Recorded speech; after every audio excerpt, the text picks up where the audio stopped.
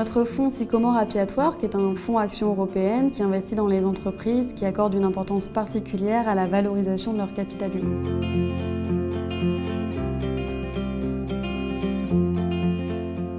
En 2014, on a essayé de trouver le point commun entre les entreprises qui affichaient un parcours boursier exemplaire sur les dernières années et on a essayé de s'extraire du bruit des marchés financiers.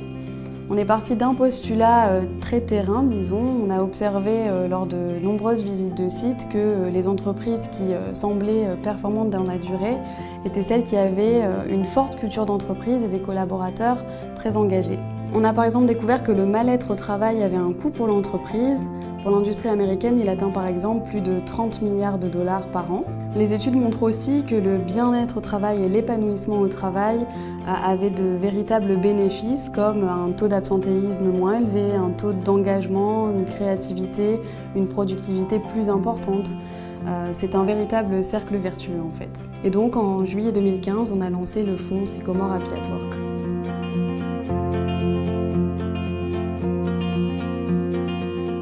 Parallèlement à l'analyse financière que nous réalisons avant chaque investissement, on va également se concentrer sur la manière dont le capital humain est intégré à la stratégie de l'entreprise.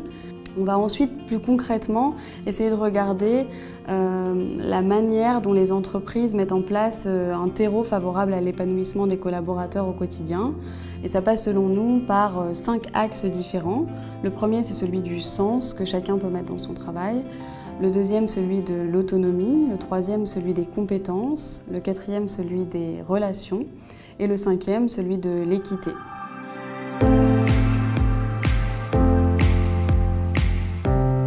L'exemple de l'entreprise SAP est assez parlant.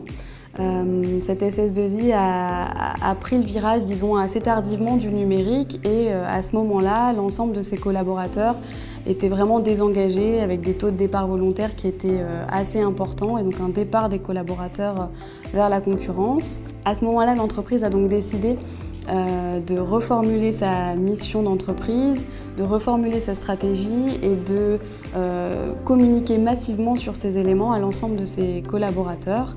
Et on a constaté que les taux de départ volontaire diminuaient de nouveau et que les taux d'engagement augmentaient.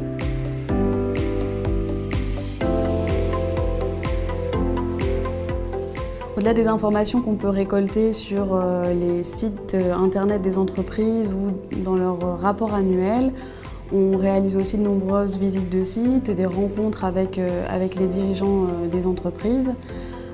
Dans le cadre des visites de sites, on peut aussi avoir accès à de nombreux collaborateurs et donc on leur pose des questions régulièrement concernant leur cadre de travail, leurs conditions de travail.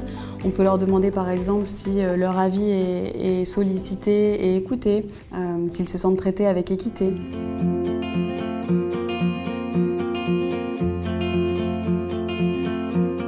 Alors après 3 ans d'existence du fonds, notre stratégie se révèle payante et nous conforte dans l'idée que la création de valeur durable des entreprises n'est possible que grâce à l'engagement et l'épanouissement des collaborateurs au quotidien.